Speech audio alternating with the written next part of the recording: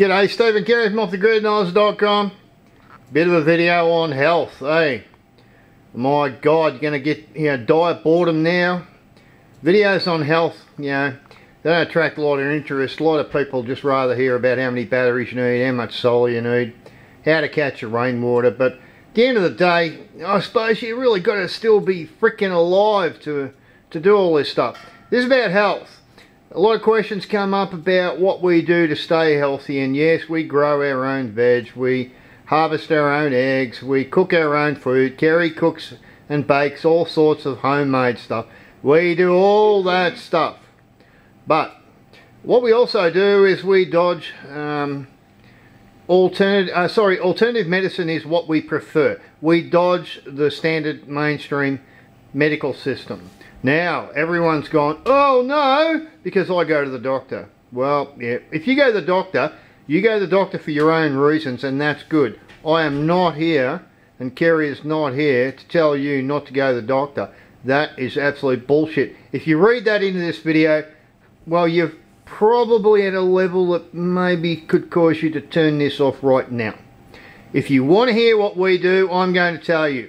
I have a bit of a screenshot, and yes, I'm holding the camera manually, so avoid a few, you're going to get a few bumps. I can't avoid that.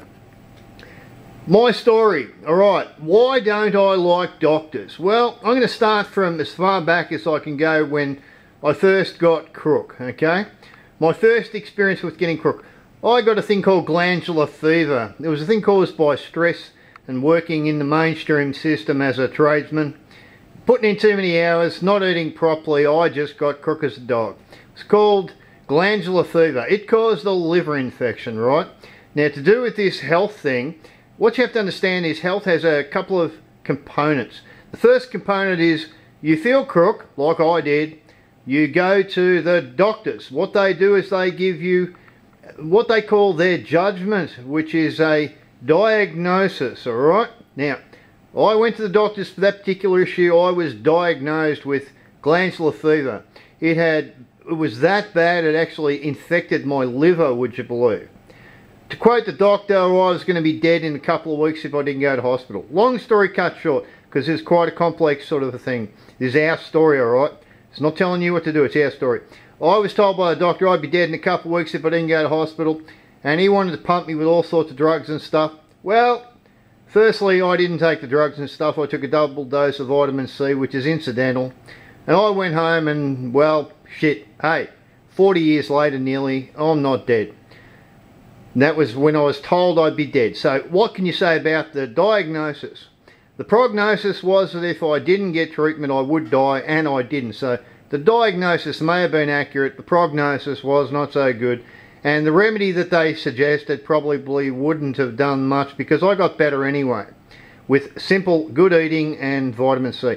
Second example, this is really quickly. I went to the hospital because I spun my leg, my lower leg on my left leg, completely right round, 180 degrees, severed everything. Told by the doctors in the local hospital I wouldn't walk again, I would need a cane, give up my trade, bugging me dead. Well, guess what, Fred? You're screwed. Steve was laying in hospital, screwed. Well, guess what? I got another doctor in who was a bit more radical. And this actually happened to be an athlete surgeon style doctor. He had a little bit of a broad attitude towards this sort of thing that the local doctors didn't have. He said to me, well, yes, we'll do the operation. And he said I'd be up in 6 months, out of a caliper. In 12 months I'd be running, and in past 12 months I'd probably be better than what I was to start with. And guess what? That was about 30 years ago, 28 years ago or so. And my leg that I destroyed, that I was told I would have to never, or would never be able to walk on properly again, have to give my job up a whole lot, is actually the better leg that I have, and I'm as fit as a fiddle. So again, prognosis wasn't so accurate. The diagnosis was I had destroyed my leg, but the prognosis was not good. I also was sent home at that period of time, and I was told that I needed to take all these drugs and pills and come back for all this shit. And I also was told not to walk on it and to keep off it and everything. And the surgeon that I actually chose told me to actually do the opposite. Work it to death, And so I broke 3 plaster casts. I did a whole heap of stuff that normal orthodox medicine really didn't want me to do, and I wound up okay. Okay, that's the long story of that bit. The short story of that bit. I also got a thing called Ross River virus not long back, about 6 years ago. 10 years ago. Kerri's picked me up. Kerri is sitting in. She's going to give her story very quickly. Oh. But yeah, 10 years ago, right? Ross River virus can actually kill you, apparently. It crippled me. I mean, I was pretty much crawling around on my hands and knees, joints and legs and arms and wrists and fingers, and everything was aching like buggery. Refused to go to the doctors. Wound up taking some natural medication, and it was just a regime of stuff that you can frickin' pluck out of your garden or go down to the local naturopath and pick up a few bottles for if you want to pay. Bottom line, didn't die from it. They said it would be, as I read in many articles to do with it, because when you get sick you look up this stuff. Anyway, these articles suggested that it would be reoccurring. Well, 10 years ago, not reoccurring. Oh, another thing about my glandular fever too, I was also told that if I took a drink, because I'd already caught that, if I took a drink after that prognosis, I'd probably be dead in 5 years. Well, 30 years later, I'm still not a saint, and well, bugger me dead, I'm still alive too. So that prognosis wasn't accurate. So they're my 3 main ones, alright? I don't get sick a real lot, and I don't suffer a great deal of ailments. I've busted, or nearly busted, everything on my body and bruised it, and they heal. And they heal not because I've gone to the doctors. Now, I'm going to let Kerri, I'm going to pan around, and Kerri's sitting here, and Kerri's got a little bit of a history. Would you like to tell the guys what you have had, babe? Hi, guys. When I was 28, I just had my 5th baby and was suffering from stress and probably postnatal depression, but what they picked up on was high blood pressure. So they put me on blood pressure tablets and said, you'll be on these forever and a day. And 12 months later I said, you know what, I'm not doing that. So I went off the blood pressure tablets. It did rear its head again. But are you still alive? 5 years ago, and I did go back on blood pressure tablets, which I have again said I'm not doing that because it's wrong. And I am still alive. You're kidding? You're still alive? I didn't have a heart attack, didn't have... How old are you, babe? 48? Yeah. Come on, how old are you? I'm 59. And you're still alive? Yep. And what else? I've been diagnosed with depression and anxiety and been put on all those tablets for those things, and guess what? They don't help. They just mask symptoms. I choose to manage all those sort of things with proper diet and herbs and essential oils and all those type of things. The other thing that I was diagnosed with, what, 9 years ago, was compressed discs in my back, and I couldn't walk. Remember that, Steve? I forgot that one. That's one of mine as well. Yeah. I couldn't walk. The doctor put me on these Celebrex tablets, I think they were. Anyway, they were for anti-inflammatory stuff or something, and some painkillers. And you know what? Okay, it helped a bit, but seriously, you know what helped me more than anything was moving around, and I got rid of that, and it comes back, twinge every now and then. But since we've been doing anti-inflammatory type foods like turmeric and everything else that we do, do you know what? My back has been A1. That's right. Yeah, I mean, you might get a twinge every now and then, but it's not debilitating. And they talk when you're talking to them at the time. They talk like it's going to, you know, you're not going to be able to do anything. You're stuffed. But having said all that, look, I'm not saying doctors are wrong. They're good for diagnosis. You get a diagnosis, then you go and do your research and fix it yourself. Yeah. They're good for short-term things like, you know, if you get something in your eye, they can get it out. When I had my ovary exploded and I was really sick and I was going to die, they took it out, they fixed me up. They're good for those things. They're good for trauma. They're good for, you know, things like that they can fix. But these long-term things, oh, come on, guys, think about it. You know, there's other ways and means to fix yourself. I just want to say one thing before I go. I want to ask all the people that are on medications, that have been on medications for a long time for this, that and the other thing, and you keep getting on more medications because you get more symptoms. Can you tell me if you feel better 5 years down the track? Is that thing that was causing you an issue gone because of all the medications you're on? Or are you still telling me that you've got all those things still wrong with you? And if that's right, well, then what is the medication doing for you anyway? Exactly, exactly. And yes, on that back thing, I also was told when I was about 23 that I had massive back degeneration in 4 lower discs, give up my job, blah, blah, blah. I was told to go to a chiropractor. Well, I didn't. And well, I'm 62 and I'm sitting here and I haven't actually got one ache in my back, so I don't know what the flame hell's going on there. But it wasn't an injection, it wasn't a pill, it wasn't anything. This gentleman on screen, Dr. Bergman, good place to start if you're looking for just information. He has got some remedies and bits and pieces, but just information on things like inflammation and sickness, he's really, really good at. What I did want to put up was another website, which is this one. This one's actually on some statistics to do with pharmaceuticals. It's called the Pharma Death Clock. And you think, oh, Steve's lost a plot because he's looking at a Pharma Death Clock website. Get the fuck over it. See that one there? Chemotherapy.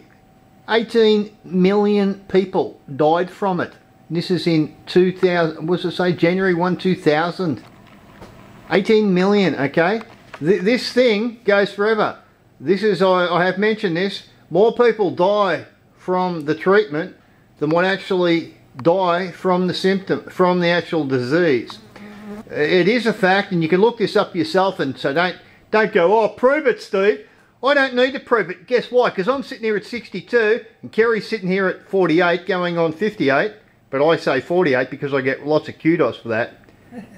But we're sitting here, we don't take pins and bloody needles and frickin' pills for this, that and the other thing. And we don't sit around bitching about anything because we've got jack shit wrong with us, alright? We have the standard issue stuff. The pharmaceuticals, you shove them up your bum, do the research. If you think you're happy masking the symptoms of whatever you have, and you don't think that those pills or potions you take are only masking it, but what you need to do is look into the ramifications of those pills and potions. More than likely, and I would almost say 100%, side effects and the ramifications long term from these pharmaceuticals are far worse than the original disease.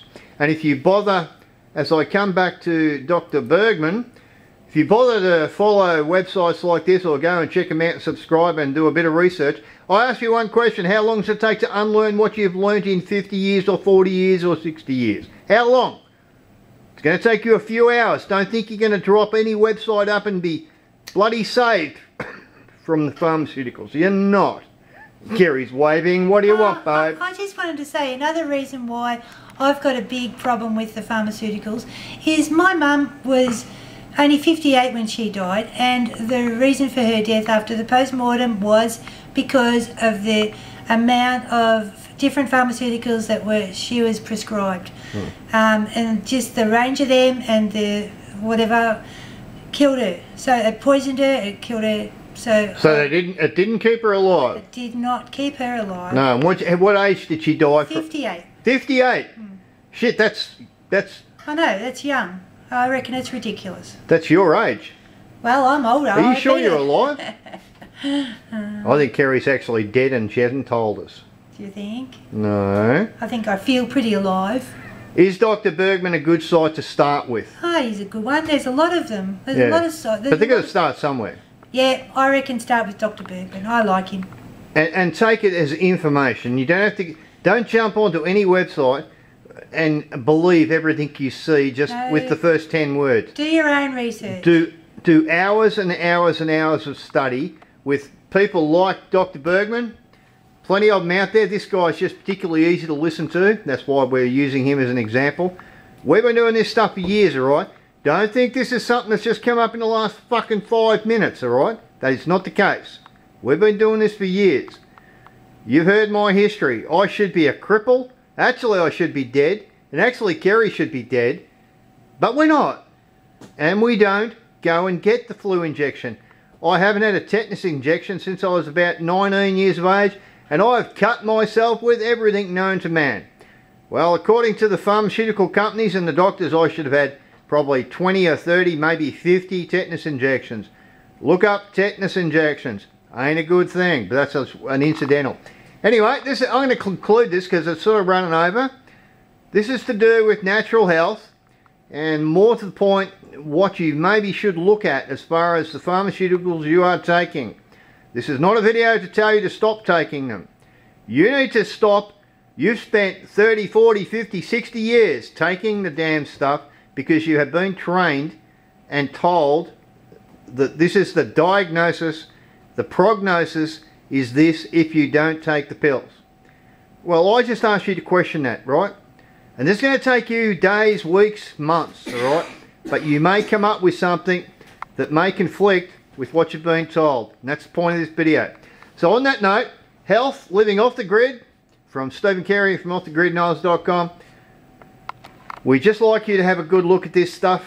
It is dangerous shit, all this doctor stuff. I'll go get a stitch, I'll go get a cut sewed up, I'll get a finger sewn back on if I ever cut it off. Kerri has had an operation. Surgeons, yeah, there's a place for them. But the actual medication and diagnoses and prognoses need to be questioned. And you need to start with this sort of stuff on screen. You want to say bye, babe? Bye, guys. Be healthy. And are you going to reassure them that you're actually still alive? Oh, don't be silly. Be good, guys. Have a look at it. Read into it. You know, do your own research, but have a think about it. Take it from me. Kerri's nearly 60, and I may be 62, but when Kerri picks up a stick to hit me with, I've got to be able to run like frickin' hell, alright? And I'm 62 and I can do that. Oh, and you're nearly 60 and you have the capacity to hit me with that stick. Oh my God. So this is not so much a video on health, it's how to stay away from your wife and stay fit enough to keep away from her when she's in a bad mood. Oh, Steve, nobody believes you. Cheers from Steve and Kerri. Health and fitness and pharmaceuticals. Go and have a good look. This has been a bloody epic. And guess what? If you get halfway through it and you don't actually catch this ending, tough luck. It'll be your bad luck. Not us. Bye, guys. Alright, we'll catch you on the next one. Subscribe and like, or frickin' not, whatever you want. It's all good. Cheers from us. Hope your day was good. Hope you're thinking positive. If you've got health issues, look deeper. That's all I'll say. Bye, guys.